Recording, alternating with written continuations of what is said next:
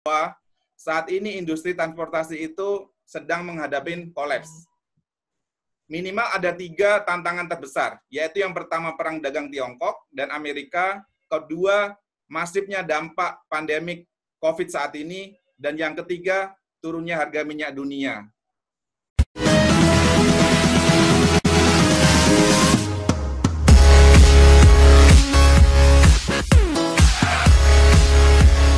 Drop, penerbangan internasional juga drop.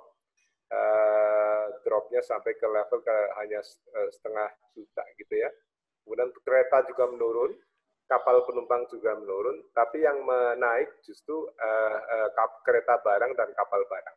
Jadi saya pikir ini sesuatu wabah yang ada 2 sisi, di mana ada yang memang terkena harder hit atau pukulan telak, tapi ada juga yang dapat benefit juga dalam kondisi seperti ini.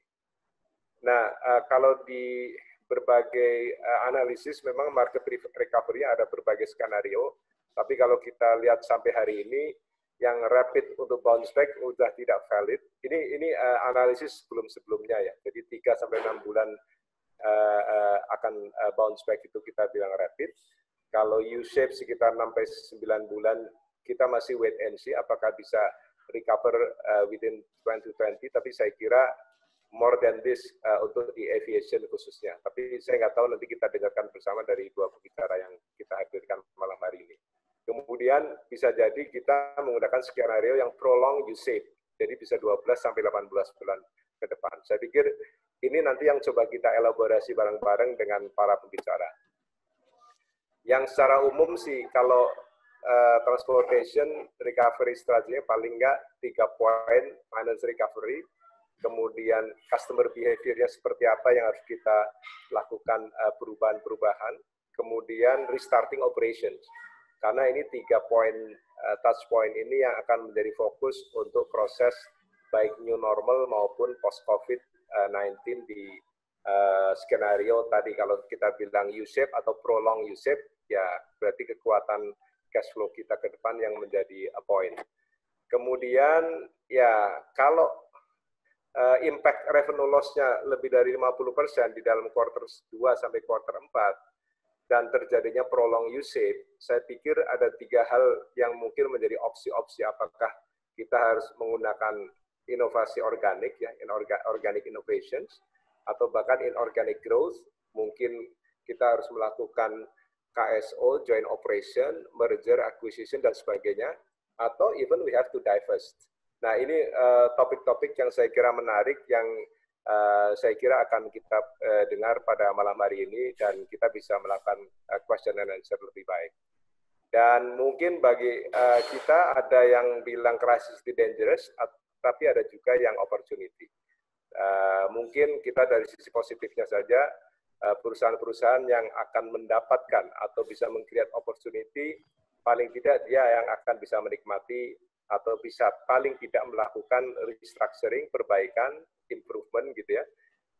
Basisnya memang harus memiliki agility, di mana mungkin kita harus memiliki mental new model of change gitu, sehingga kita memang perusahaannya cukup agile untuk menghadapi COVID atau post-COVID nanti. Kemudian yang kedua, adaptability, karena kita perlu meredefinisi, saya kira, talent strategy kita di dalam proses organisasi.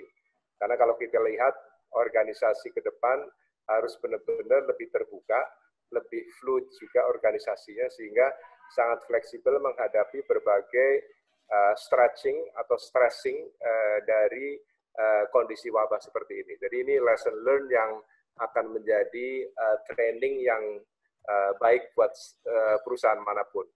Yang ketiga memang harus punya resiliensi yang bagus. Jadi siapapun saya pikir perusahaan yang memiliki digital transformasi yang bagus dan IT infrastruktur yang bagus, dia yang bisa bertahan untuk ke depan. Paling tidak menghadapi pandemik seperti ini bisa lebih controllable. Dan demikian saya kira mudah-mudahan kita bisa berdiri di depan kurva. Dan semoga pada malam hari ini kita bisa dapatkan insight-insight yang lebih banyak. Terima kasih. Wassalamualaikum warahmatullahi wabarakatuh. Waalaikumsalam warahmatullahi wabarakatuh. Terima kasih banyak Pak Arief Wibowo atas speech-nya, sekaligus untuk membuka acara ini. Jadi sebelum acara presentasi dari para panelis kita lakukan, maka perkenankanlah saya untuk membacakan beberapa ketentuan webinar ini, ya, bahwa webinar ini kita minta izin untuk direkam, karena ini akan kita publikasikan dan menjadi dokumentasi kita. Kemudian yang kedua adalah bahwa saat presentasi nanti para yang bisa open mic adalah para narasumber aja. Jadi mohon izin untuk teman-teman yang ingin bertanya untuk chat di Q&A.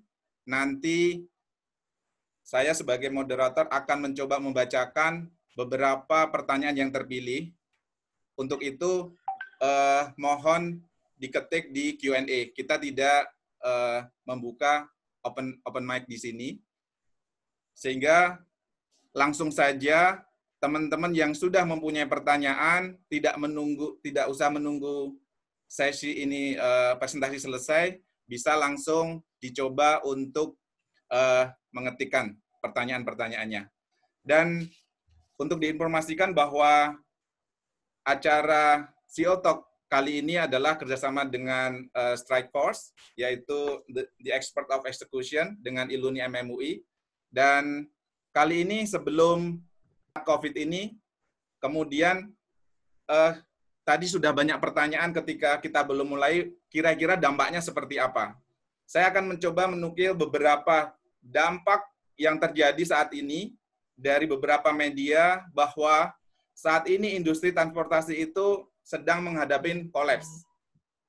Minimal ada 3 tantangan terbesar, yaitu yang pertama perang dagang Tiongkok dan Amerika, kedua masifnya dampak pandemik COVID saat ini, dan yang ketiga turunnya harga minyak dunia. Kemudian dengan melambatnya ekonomi saat ini, tentunya industri transportasi dan logistik itu industri yang cukup berdampak, bahkan paling berdampak saat ini.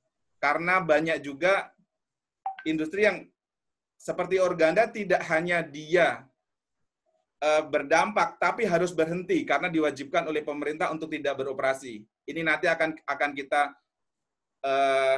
dengarkan dari para expert yang sudah hadir di sini.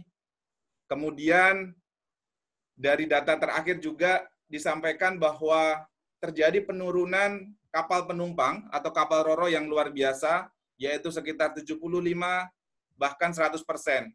Kemudian sektor kontainer juga penurunan terjadi 10-25%, entah itu dari liquid tanker, kemudian tugboat, barge, kemudian curah kering dan segala macamnya. Bahkan di dalam pelayaran di sektor migas terjadi penurunan sewa 30-40% dan sebagian early termination. Apakah berita-berita itu nanti benar adanya dan seberapa besar, kita akan nantikan nanti di slide-slide kedua pembicara ini. Nah, tadi saya mencoba searching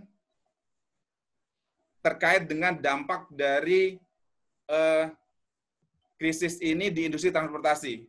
Ada satu yang cukup mencengangkan, di mana dikatakan oleh Pak Andre bahwa sekitar 1,5 juta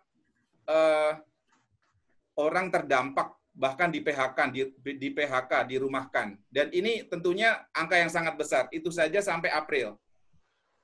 Ini sudah bulan Juni. Nah, kira-kira apakah akan berlanjut lebih dari 1,5 juta yang di PHK-kan atau tidak? Ini yang banyak sudah kita temukan di media.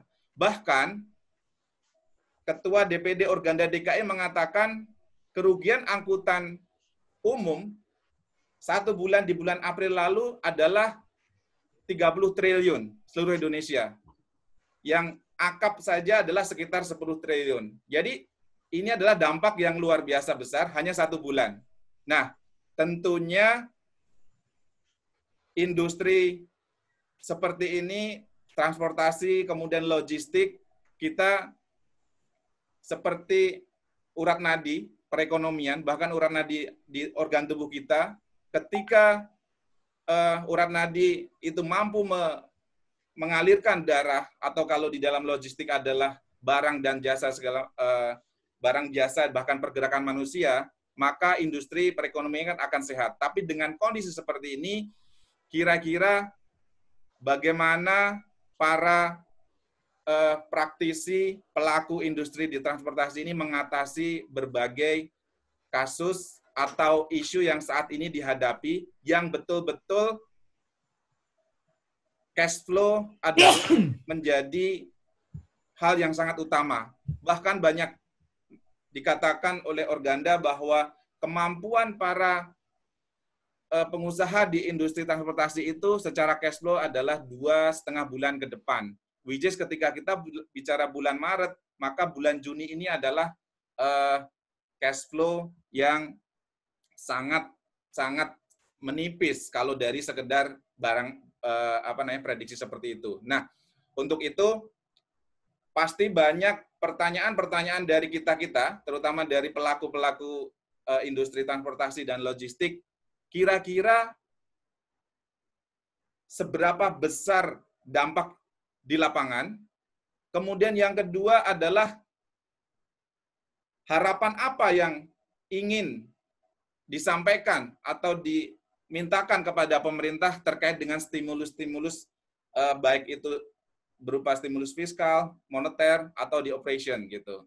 Kemudian yang ketiga, pertanyaan selanjutnya, menarik nggak sih industri ini sekarang, atau strategi apa yang harus kita lakukan? Wait and see, atau justru inilah tepat momen yang tepat untuk berinvestasi atau justru berekspansi. Nah, untuk itu, kali ini, di sesi pertama ini, saya akan mengundang Ibu Meme untuk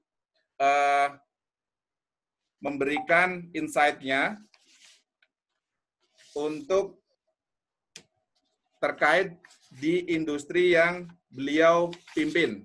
Nah, untuk itu, perkenankan saya membacakan CV beliau. Sebenarnya sangat banyak sekali CV beliau, cuman kali ini saya akan bacakan beberapa yang top-topnya saja, karena banyak banget satu halaman. Mungkin bisa 10 menit untuk membacakan CV beliau. Oke, yang pertama adalah Ibu Carmelita Hartoto, itu kita panggilnya Bu Meme ya, Bu ya, mohon izin. Yaitu Ketua Umum INSA 2019 sampai 2023. INSA itu apa? Indonesian National Ship Owners Association. Dan sepertinya ini jabatan yang kedua, karena 2015 sampai 2019 beliau juga Ketua INSA, kalau nggak salah ya, Bu Meme ya. Jadi 2 kali berturut-turut. Kemudian yang kedua adalah beliau CEO PT Andika Lines. Kemudian Wakil Ketua Kadin Bidang Transportasi. Beliau juga Wakil Ketua WIMA Indonesia, Women in Maritime Indonesia. Plus beliau juga aktif di APindo, Asosiasi Pengusaha Indonesia, Komite Tetap Bidang Transportasi. Kemudian juga aktif di Asosiasi Bongkar Muat Indonesia, dan aktif juga di Organda sebagai advisor. Ini yang beberapa CV beliau. Jadi Bu Meme ini mungkin sedikit wanita yang bergerak di bidang perkapalan. Hanya wanita-wanita tangguh yang ada di perkapalan, di Tanjung Priok, buruh bongkar, dan segala macam. Karena itu identik dengan industri para laki-laki. Dan ternyata Bu Meme mampu menaklukkan semuanya itu, bahkan memimpin anggotanya sekitar 1.500-an ya Bu ya, 1.500 pengusaha. Jadi kalau kita ingat kapal di lautan segala macam, Indonesia itu adalah semuanya anak buah Bu Meme, sepertinya seperti itu. Untuk sesi presentasi ini, saya akan sebagai operator untuk presentasi dari Bu Meme. Waktu dan tempat kami persilahkan sambil saya membuka slide-nya, Ibu Meme. Ya. Monggo. Hormat sahabat saya Bapak Arief Wibowo, Ketum Iluni MMUI. Juga di sini ada Bapak Teguh Dartanto, Bapak Dr. Gede Harja Wasita, lalu Ibu Profesor Rofikoh, dan Profesor Arief Wibisono, dan Ibu Jessica. Juga adik saya di sini ada Pak Andre sebagai pembicara juga, dan tidak lupa Bapak Moderator, Bapak Martoyo. Pertama-tama Pak Martoyo, mungkin saya mesti bilang bahwa saya udah 3 kali nih Pak jadi ketua umum Pak. Sebenarnya saya udah mau pensiun, ya dikasih pensiun. kebanyakan masalah melulu, jadi terus tidak boleh turun dulu. Itu. Dan kedua mengenai tadi buruh-buruh pelabuhan, ya saya nggak ngurusin buruh pelabuhan sih, cuman memang mau nggak mau kita berurusan sama mereka gitu. Ya, mari kita sebut Assalamualaikum warahmatullahi wabarakatuh. Slide pertama, saya berterima kasih dulu kepada Pak Moderator, Pak Martoyo, yang sudah memberikan waktunya untuk saya bicara, dan juga pada para panitia, para iluni yang telah mengundang saya dalam webinar CEO Talk tentang New Normal dan Strategi Pelayaran di masa pandemi. Slide keduanya, saya akan tampilkan paparan dalam beberapa bagian untuk coba diberikan gambaran tentang kondisi logistik dan pelayaran nasional kita di saat ini akibat pandemik COVID-19. Lalu bagian selanjutnya kita bahas soal solusi sebagai stimulus yang diperlukan untuk selamatkan industri pelayaran nasional dari badai. Lalu juga pembahasan tentang kesiapan kita di industri pelayaran dalam menuju new normal. Di pembahasan ini kita juga akan bahas tentang kebijakan pemerintah, protokol kesehatan di lingkungan protokol kesehatan di lingkungan kerja kita ya. Dan yang terakhir adalah kita akan bicara tentang kesimpulannya. Lanjut slide ketiga. Saya coba mencatat dari banyak sumber, kalau pertumbuhan sektor logistik, lapangan usaha transportasi dan pergudangan pada triwulan 1 2020 sebesar 1,27% year to year, padahal pada semester 1 2019 sektor logistik tumbuhnya 5,45%. Ya, dengan angka seperti itu tentunya kan kontribusi logistik terhadap PDB juga ikut turun ya. Jadi logistik juga kan bermacam-macam, ada darat, laut, kereta api, udara, dan juga bongkar muat dan pergudangan. Nah, di masa seperti ini akibat pandemik hampir rata-rata kinerja sektor logistik terdampak dari hulu sampai hilirnya. Lanjut. Nah, di slide 4 ini ada kita lihat di sini beberapa praktisi dan info yang saya dapat, tidak semua sektor logistik mengalami penurunan. Justru ada sebaiknya beberapa sektor logistik ini mampu tumbuh positif, dan tren ini diprediksi akan terus terjadi di era new normal.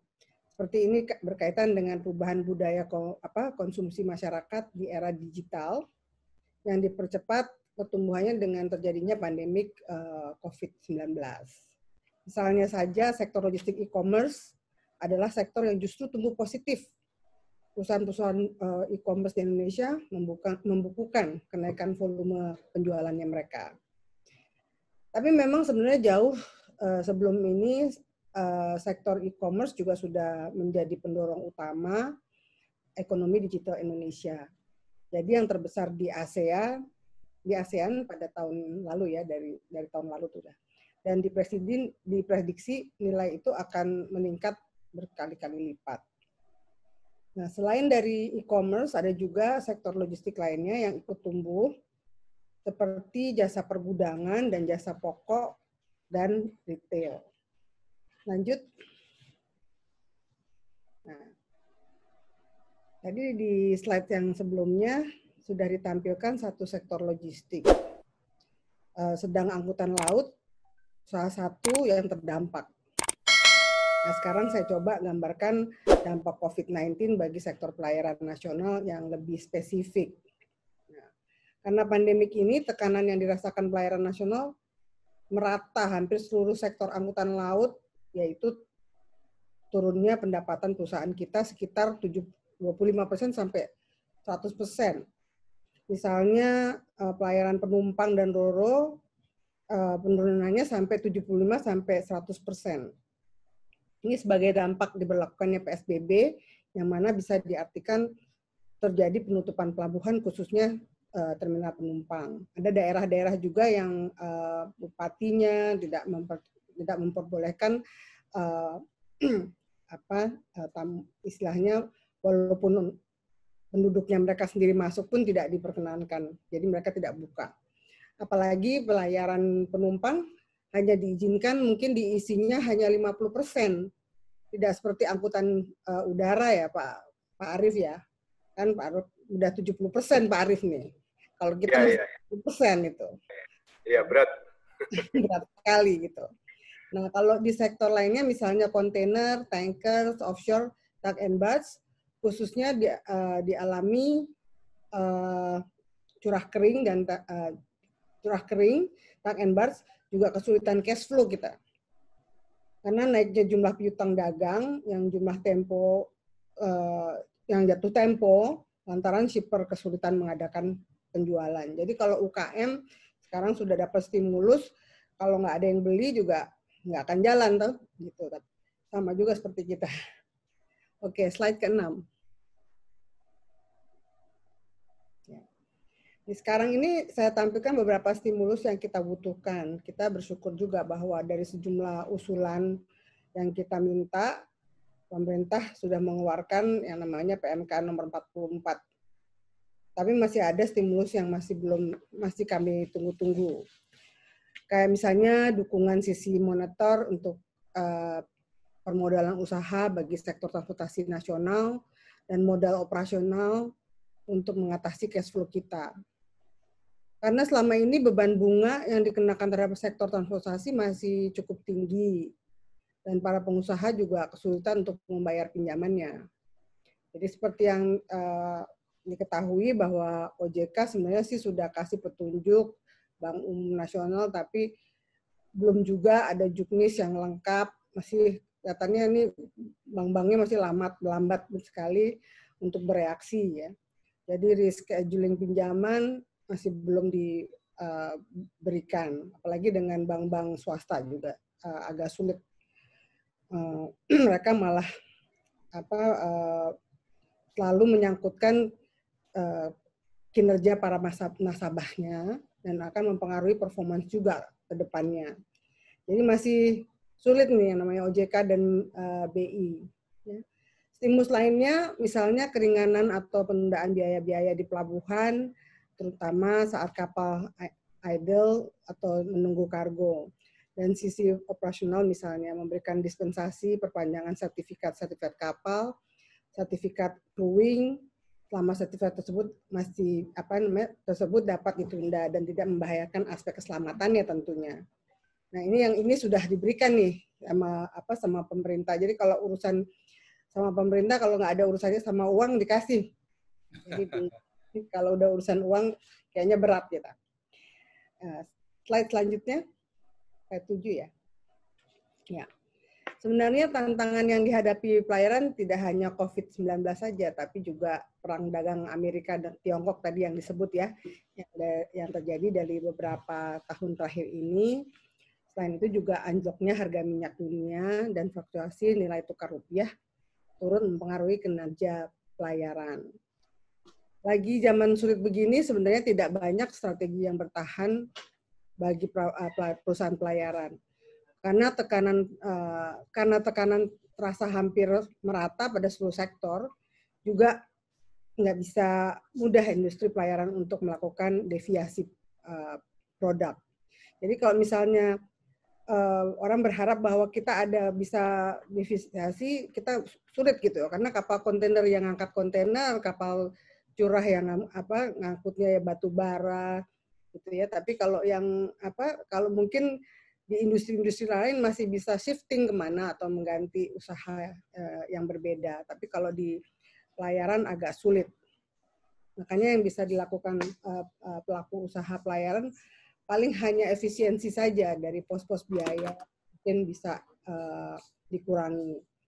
Misalnya perjalanan dinas kita, lay-up kapal juga salah satu ya yang bisa kita lakukan. Nah, lay-up kapal itu artinya kapal kita parkir gitu. Kalau kita nggak bisa beroperasi ya kita harus parkir kapal kita gitu. Banyak sekali sekarang terutama untuk kapal-kapal bulk ya, karena mereka pengirimannya berkurang sehingga yang dilakukan mereka menggunakan kapal-kapal lebih size yang lebih kecil. Dan untuk beberapa sektor pelayaran mungkin bisa melakukan renegosiasi kontrak.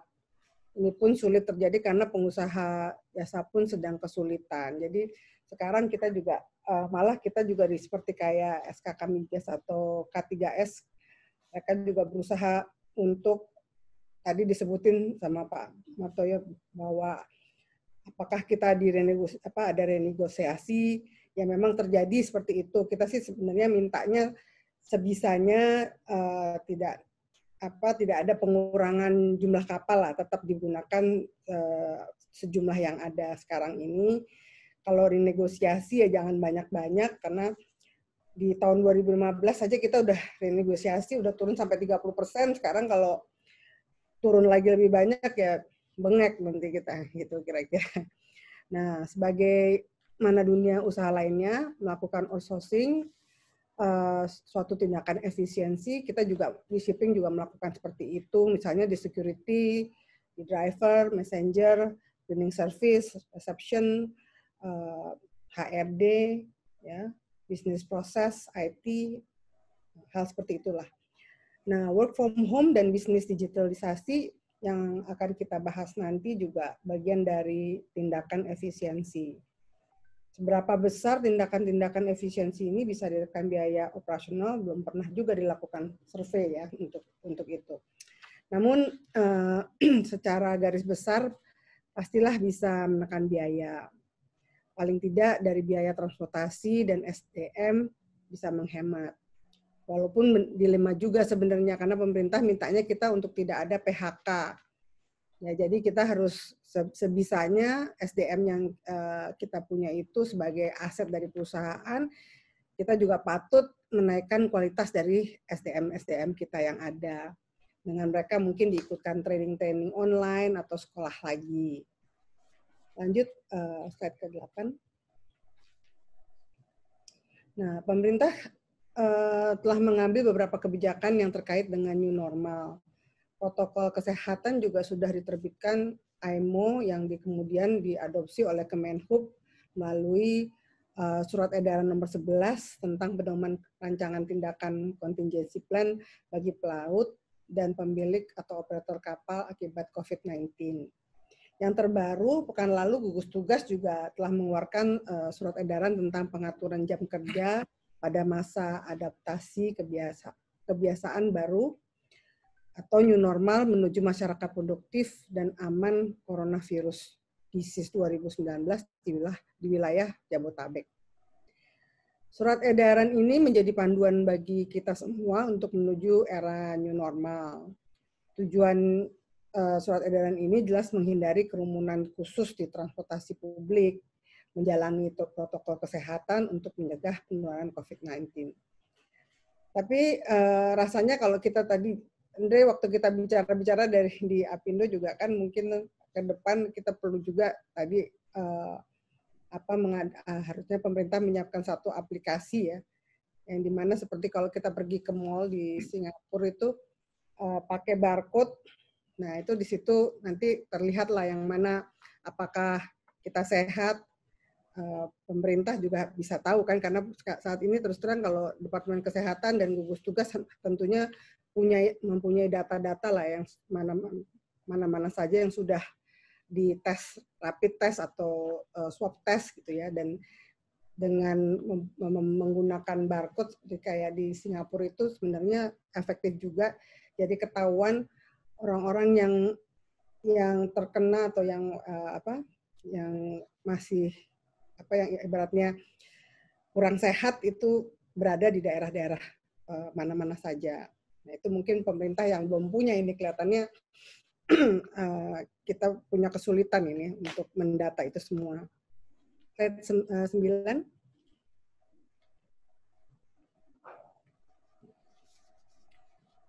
Berdasarkan surat edaran dan peraturan yang dikeluarkan pemerintah, pelaku usaha pelayaran pun melakukan penyesuaian dalam penerapan new normal di shipping industri, baik bagi pekerja di darat ataupun di kantor, dan juga pelaut-pelaut di kapal.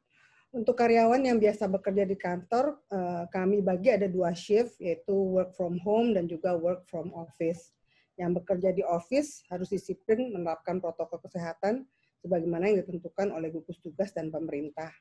Misalnya ada yang menggunakan perlengkapan makanan, minuman, dan sholat milik pribadi, jaga jarak, pakai masker, sanitizer, dan lain-lain. Dan untuk pelaut, beda lagi. Mereka ini terikat dalam ruang kerja yang sebenarnya sangat sempit selama berbulan-bulan dan selalu beresiko ketika berinteraksi dalam lingkungan baru di pelabuhan muat maupun bongkar. Jadi kalau untuk pelayaran kita merasa bahwa yang garda depan kita adalah pelaut-pelaut kita gitu, karena mereka yang cari ibaratnya mereka yang mengoperasikan kapal-kapal kita. Jadi bukan hanya dokter sama perawat-perawat ataupun farmasi-farmasi, tapi kalau kita melihatnya juga kru-kru kapal itu juga di garda depan karena yang membawa makanan pokok kita juga kan dibawa oleh kapal-kapal. Nah, untuk operator kapal dan awak kapal di laut, kita ikutin saja petunjuknya IMO. Jadi ada petunjuknya IMO ya, International Maritime Organization yang dituangkan dalam Surat Edaran Kemenhub nomor 11 2020 tentang pedoman rancangan tindakan atau contingency plan bagi pelaut dan pemilik atau operator kapal. Tapi sebenarnya bagi karyawan di laut penerapan protokol lebih mudah karena mereka sudah biasa disiplin ya dengan adanya ISPS, ada SOLAS dan safety regulation dan lain-lain. New normal di shipping industry juga membawa konsekuensi lain, ya ini bertambahnya beban operasional kapal karena harus mengeluarkan biaya penanganan penumpang dan pencegahan penyebaran COVID-19. Jadi harus rapid test lah, dan juga swab test. Belum lagi pemeriksaan karantin di setiap pelabuhan. Sedangkan di sisi lainnya pendapatan kita masih belum bisa optimal. Jadi selain daripada itu, kapal-kapal ro-ro, kapal-kapal penumpang banyak sekali yang berkeluh kesah karena tiket mereka mungkin hanya 250.000, tapi rapid testnya bisa 300 atau sampai 500.000. Ini juga kita sudah sempat bicarakan kepada Kemenhub dan juga kemarin sempat menyampaikan kepada gugus tugas dan mereka minta untuk supaya kita menyurat karena daerah-daerah tuh nggak sama semua, ada yang boleh hanya pakai surat menyatakan sehat, ada juga yang tetap harus minta pakai rapid test. Slide 10.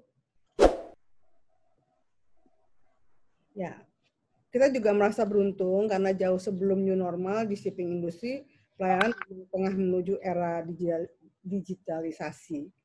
Pemerintah dan pelaku usaha pelayaran bareng-bareng melakukan inovasi dan masih akan terus kita kembangkan sesuai kebutuhan. Misalnya adanya Inaportnet, ya, ada juga yang DO online dan juga INSW. Ya, pelayaran juga mengembangkan sistem booking online, baik barang maupun tiketing. Belum lagi digitalisasi dan di navigasi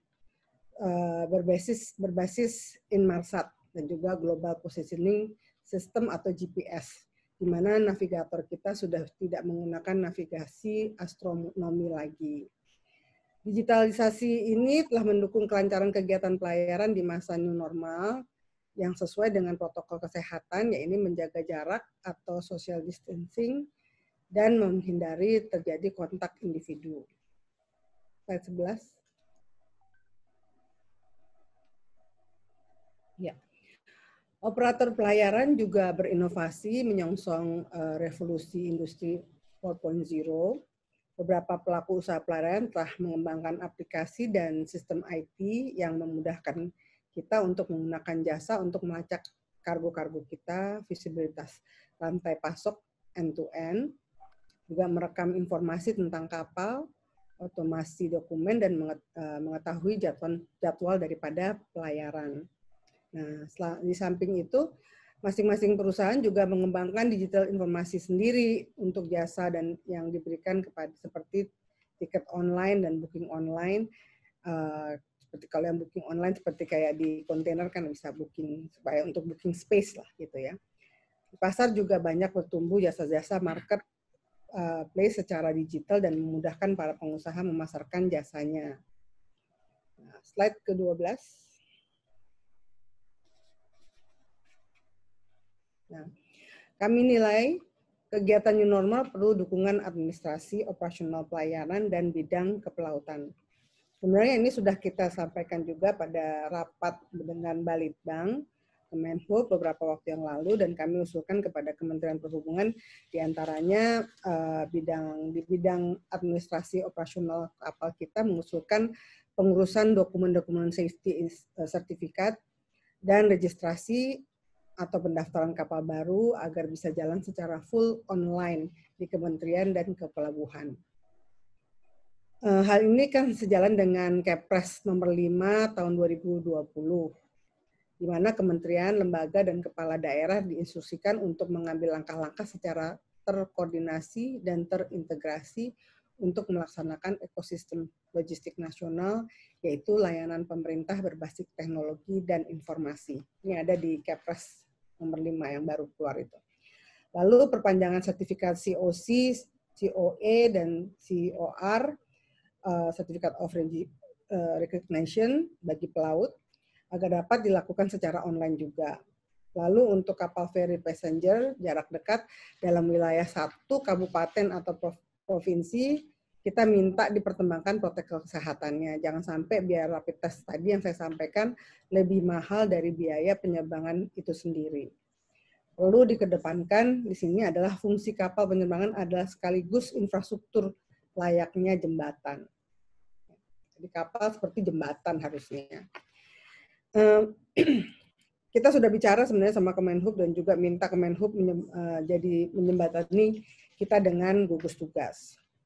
Nah, lalu di bidang kepelautan kita juga minta agar tata cara dan kegiatan pergantian ABK diatur secara terstruktur dan seragam di semua pelabuhan Indonesia.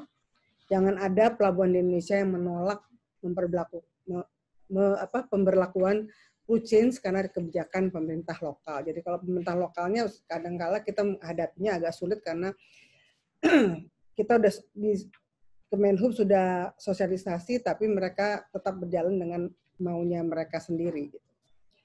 Lalu meminta Kementerian Perhubungan untuk membuat standar guidance untuk crew change supaya tidak terjadi delay yang panjang yang dapat menimbulkan biaya tinggi seperti akomodasi selama menunggu hasil tes, terutama untuk kru yang tempat mobilisasinya cukup jauh. Yang terakhir, kami juga mendesak pemerintah untuk menerapkan sirkular IMO nomor 4204 strip ADD 14 tanggal 5 Mei 2020 bahwa negara maritim diminta untuk menggolongkan pelaut dan pekerja maritim sebagai key workers dalam penunjang keberlangsungan hidup suatu bangsa. Slide ke-13.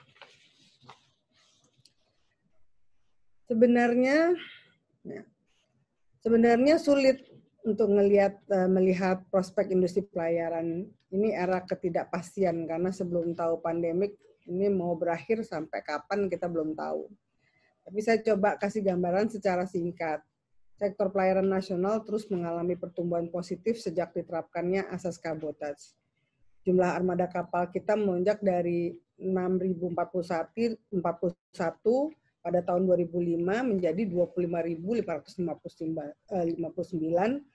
unit di tahun 2018 atau mengalami peningkatan sebesar 323%. Adapun jumlah perusahaan pelayaran nasional mencapai 4.053 di tahun 2018. Mungkin di era new normal akan terjadi perubahan pola investasinya. Sektor pelayaran yang terdampak parah seperti penumpang, ya, kapal ro-ro yang terpukul dampak COVID-19 dan sektor offshore yang terpukul dampak fluktuasi harga minyak dunia. Akan sulit untuk melakukan investasi lagi. Perkiraan saya ini pelaku usaha bakal banyak wait and see sekarang. Sekalipun ada yang berinvestasi, mungkin hanya bagi yang sudah pegang kontrak saja. Pertumbuhan pelayaran tahun ini juga mungkin tidak seperti tahun-tahun sebelumnya. Pertumbuhan kita berbanding lurus pertumbuhan ekonomi. Kalau pertumbuhan ekonomi nasional sekitar minus 0,4% sampai dengan plus 2,3%, maka pertumbuhan pelayaran nasional hanya akan sedikit lebih tinggi. Mungkin kondisi ini bisa lebih baik jika pemerintah dan stakeholder lainnya memberikan seluruh stimulus-stimulus yang kita butuhkan. Nah, slide 14. Kesimpulan kami, kinerja sektor logistik memang terdampak COVID-19. Meski begitu, ada sebagian sektor logistik yang justru alami tren positif saat pandemik. Tadi kita sudah sebutkan ya. Pelayaran merupakan sektor paling terpukul akibat COVID-19 dan dampaknya terasa merata hampir setiap sektor pelayaran. Mungkin hanya kontainer yang bisa jualan online ya. Tidak banyak yang bisa dilakukan perusahaan pelayaran selain efisiensi pada pos biaya yang mungkin bisa diminimalisasi dan renegosiasi kontrak kerja.